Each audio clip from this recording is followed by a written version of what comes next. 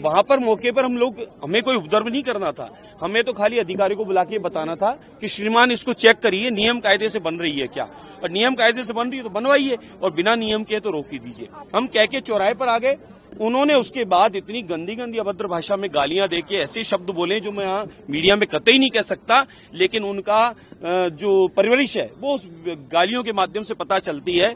आप सनातनियों को परकोटे से निकालना चाहते हैं, आपने सनातनियों को यहाँ जानबूझकर परेशान किया है, इसलिए सनातनी बड़ी संख्या में इस परकोटे को छोड़ चुके हैं, गलियां की गलियां खाली हो चुकी है और अशांत वातावरण आप लोग बनाकर और जयपुर को खाली कराने की जो योजना षड्यंत्र बना रहे हैं उसमें हम कभी भी आपको शामिल नहीं होने देंगे।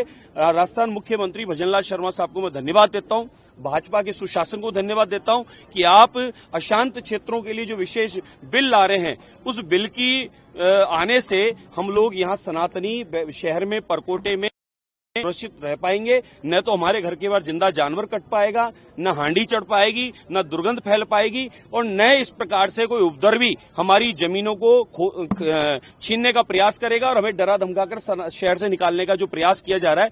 मुझे जो लगता है ये अशांत क्षेत्र का जो बिल आ रहा है, इस बिल का पेट का दर्द रफीक खान और अमीन कागजी को सता रहा है और जो डर है उनको कि सनातनी शहर में अब रह पाएंगे, जो शांति से प्रेम से रह पाएंगे सनातनी लोग, उस सनातनियों को जो निकालने का उनका षड्यंत्र वो फैल हो रहा है, इसलिए उन लोगों को ज्यादा पेट दर्द हो रहा है। नहीं तो चांदपोल हनुमान जी की दीवार के अड़ा के, गणेश जी महाराज की दीवार के अड़ा के और वहां गुपचुप में छुप के जो मीनार बनाने का जो प्रयास किया जा रहा है वो जानबूझकर शहर का माहौल खराब करने की चेष्टा है और इसके ज्यादा कुछ नहीं है। ने षड्यंत्र रचा है मेरे पे कोई दुर्घटना कराने का, मेरे पे किसी प्रकार का कोई हमला कराने का उन्होंने षड्यंत्र रचा है। उनके कार्यकर्ताओं ने अभद्र गालियां और बहुत गंदे शब्दों में बोला है और साथ में रात्रि को एक व्यक्ति ने कांग्रेस का कार्यकर्ता बोलकर मेरे को बहुत गंदी गंदी गालियां और अभद्र व्यवहार किया है, धमकी दी है। मोदी जी को गाली दी है उसने, मैंने उससे कुछ बात नहीं कही। मैंने कहा भाई साहब आप चाहते क्या हो? उन्होंने मोदी जी को गाली दी, उन्होंने अनगिनत मेरे को गाली दी,